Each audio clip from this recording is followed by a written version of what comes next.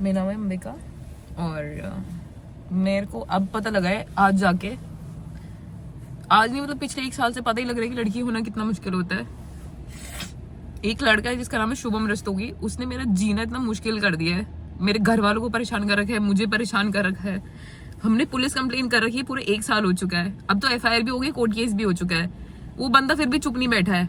यहाँ के SP को कंप्लेन करिए, सब जगह मैंने ऑनलाइन भी मेल पे डाला हुआ है, CM के यहाँ से कॉल भी किया है, जो भी होता है योगी का सब किया है, पोर्टल उनका काम नहीं करता है, कॉल्स उनको लगते नहीं जैसे तैसे, फिर भी कॉल किया है मैंने, कहीं से कुछ रिस्पॉन्स नहीं आ रहा है, कोई हेल्प नहीं हो रही है। 1 साल हो चुका है इस चीज को और मैं इतनी परेशान हो चुकी हूँ घर वालों की बकवास सुन के, उस बदतमीज लड़के की बकवास सुन के, थ्रेड सुन के। मेरे भाई को परेशान कर रहा है, मेरे दोस्तों को गाली बक रहा है, सबको उल्टा सीधा बोल रहा है।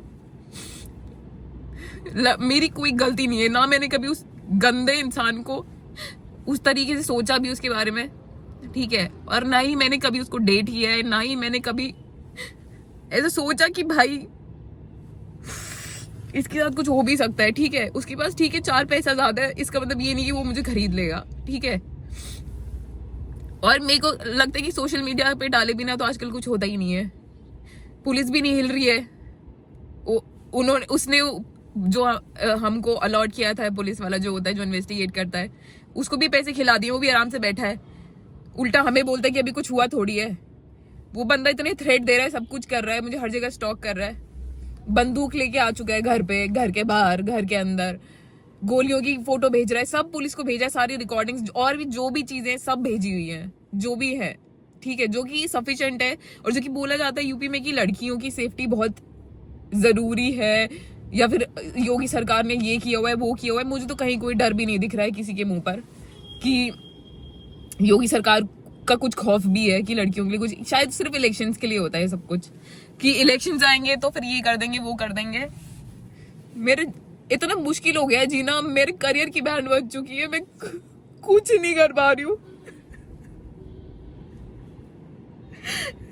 सबकी बकवास सुनने के अलावा मेरे पास कुछ नहीं रह गया है। इतना स्ट्रगल करने के बाद सब कुछ करने, अब मुझे पहले लगता था कि यार ऐसा भी नहीं है, इतना मुश्किल भी नहीं होता होगा लड़की होना, बट नहीं, बहुत ज्यादा मुश्किल है लड़की होना, क्योंकि हर कोई आपको ताने मारता है। और अगर आपने थोड़े से भी बड़े सपने देख लिए और आप छोटे शहर के हो, आपका जीना हराम है, आप नहीं सरवाइव कर पाओगे, क्योंकि लोग इतने ताने मारेंगे, घर वाले इतने ताने मारेंगे, आप कितने भी स्ट्रांग बन जाओ, एक टाइम आता है कि आपको ऐसा महसूस होता है कि यार टूट गए हम तो, कितना भी कुछ भी कर लो यार। मैं पूरी जिंदगी अपने लिए हमेशा स्टैंड लिया, खड़ी रही, अपना सपोर्ट बन के कूदी, बट जब आपकी गलती नहीं होती है और आप अपने लिए पूरा स्टैंड ले रहे होते हो, कोशिश कर रहे होते हो कि आपकी फैमिली के ऊपर कोई बात ना है, बट फिर भी जब ये चीजें नहीं रुक पाती है और आपको सुनने को मिलता है कि तूने तो वकालत करी है, फिर भी क्या ही उखाड़ लिया तूने, भाई जो पुलिस बन के बैठे उन्होंने ही क्या उखाड़ लिया, मैं तो ये कहना चाहूंगी। क्या सिर्फ पैसा ही सब कुछ रह गया है क्या? हमारी गलती नहीं है, फिर भी पैसा भरे तब जाके सरकार या पुलिस कुछ करेगी क्या? अरे उनकी खुद के घर में भी तो लड़कियां होंगी, जब उनकी खुद की लड़कियों के साथ ऐसा होगा तब कैसा लगेगा? मतलब यार, अगर एक लड़की इतना स्ट्रांगली खड़ी है और वो तुमको बता रही है कि मेरे साथ ये हुआ है और पूरे प्रूफ दे रही है, उसके बाद भी तुम ऐसे कैसे चुप बैठ सकते हो यार? मतलब कुछ इंसानियत रह गई है किसी के अंदर की नहीं रह गई है? मुझे नहीं लगता कि आज के टाइम में कुछ इंसानियत रह भी गई है। मतलब यार, पुलिस हो तुम, तुम्हारा काम है ये इन्वेस्टिगेट करना, कोई किसी को परेशान करे तो इसके लिए भी तुम्हें चलने के लिए क्या चाहिए यार? जब वो लड़की मर जाएगी तब चलोगे क्या आगे? मैं सबकी बकवास सुन के परेशान हो गई, कितना बोझ होता है लड़कियों के ऊपर यार, खानदान की इज्जत, ये इज्जत, वो इज्जत, हमारे सपने कुछ नहीं होते क्या? मैं बहुत ज्यादा परेशान हो चुकी, 1 साल हो गया है, 5-6 एप्लीकेशंस डाल चुके हैं, FIR भी इतना बोल के कराई है कि FIR कर दो, उसमें भी करने को तैयार नहीं थे, ऊपर से झूठ बोलते कि हमें तो पता ही नहीं है। अरे पूरे थाने को पता है, पूरे पल्लापुरम थाने को पता है, सबको पता है। मतलब तुम्हें क्या, तुम्हारी कल को तुम्हारी बेटियों के साथ है, तुम्हारी घर वालियों के साथ होगा तब अच्छा लगेगा क्या? मतलब मेरे को बिल्कुल मन नहीं था ये सोशल मीडिया पे डालने का, बट मुझे लगता है कि इसके अलावा कोई रास्ता नहीं रह गया है।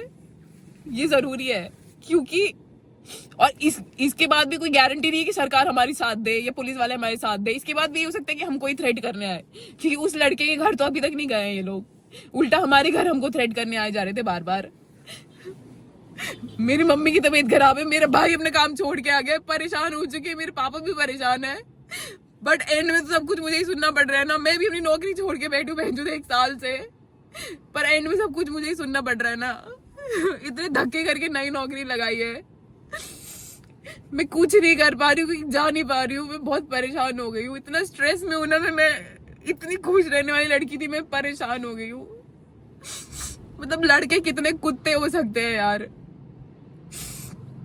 हद है बिल्कुल। मेरे को नहीं, मेरी समझ के बाहर है। अगर कोई लड़की तुम्हें नहीं पसंद करी तो तुम्हें ना का मतलब समझ नहीं आता है क्या? ये क्या होता है कि मैं तेरे को ऑडी दे दूंगा, मैं तेरे को अपने पैसे से खरीद लूंगा। बहन जो तू है कौन, क्यों खरीदेगा मुझे? मैं कोई उठाई गिरी हूँ क्या? अगर किसी को मेरे को बिकना ही होता तो मैं धक्के खा के काम कर रही होती कि दुनिया में। मेरे सपने हैं भाई, मुझे पूरे करने में नहीं कर पा रही हूँ। एक ही जिंदगी मिली है, मैं नहीं कर पा रही हूँ कुछ भी। वैसी लड़कियों को इतना स्ट्रगल करना पड़ता है अपने परिवार वालों के साथ अपने सपने पूरे करने के लिए, आधी उम्र उसी में निकल जाती है।